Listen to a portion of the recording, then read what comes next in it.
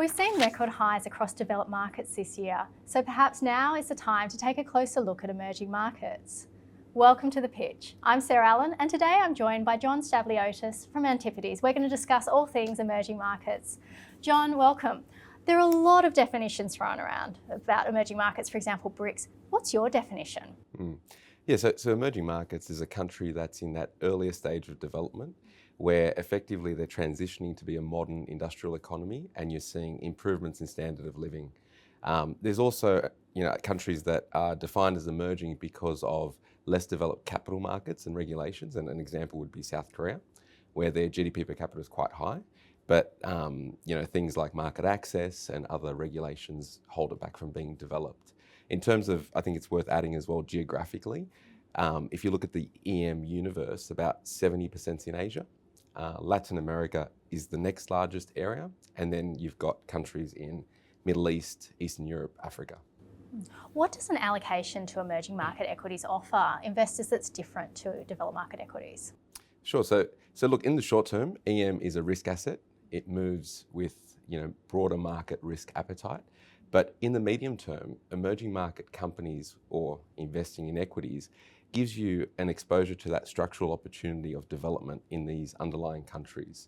So in that medium term, that structural opportunity is quite strong, and the cycle is uncorrelated to what you find in the US over the medium term because of that cycle driving it. For example, in the Philippines, 1 in 2 people have a bank account. So if you're investing in a bank in the Philippines, that growth has a very long period to run, and it's not really going to change much in the short term if there's weaker growth in the US, for example. How do valuations in emerging market equities compare to developed markets? So EM historically trades at a discount, which is quite understandable. If we look at it the other way, DM premium over emerging markets, over the last 20 years, it's averaged around 16%. At the moment, we're at pretty much an extreme level. The premium for developed markets over emerging markets is currently 55%, which is the highest level over the last 20 years. So, and that's been driven by that crowding into, the large cap US tech sector. But we think that presents an opportunity for investors. What are the key trends that excite you most across the EM landscape? Yeah, look, I think there's two. There's cyclical and structural trends, and I think they're really interesting right now. Firstly, on the cyclical side, there's countries that have going through a cyclical slowdown that are now stimulating and potentially coming out of that. For example, China. That's a really interesting opportunity now, and it's not just China. There are other emerging markets in a similar position. And the other opportunity, which I think is more long term, is the structural opportunity of investing in a developing market. And I'll give you a few examples because I think it's worth sort of running through them from a higher level. So as people get wealthier, consumer premiumization and modernization is a strong opportunity. And an example there would be, we own FEMSA in Mexico, which is rolling out modern convenience stores, taking share from traditional mom and pop retailers. A similar opportunity related to people getting wealthier is finance and credit penetration. So, I've already mentioned, in Philippines, 1 in 2 people have got a bank account. As the country becomes wealthier, that will grow. So investing in a bank there makes sense. Manufacturing supply chain is a huge industrial opportunity for EMs. And, we've seen that for a long time in China, but there's growth in, for example, Mexico with nearshoring, Vietnam with, very cheap productive labor that is taking share there.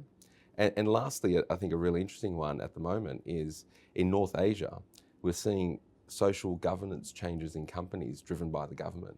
And what I'm referring to there is it started with Japan, it's happening in Korea and in China, where the government and regulator are pushing companies to focus on return on equity, return capital to shareholders and become more efficient. And really that's a reflection of these economies moving from early stage developing to later stage. And that's really interesting for us as investors because many of these companies have got big cash balances, high cost bases, that if they can, focus on returns, will generate a lot of alpha for investors.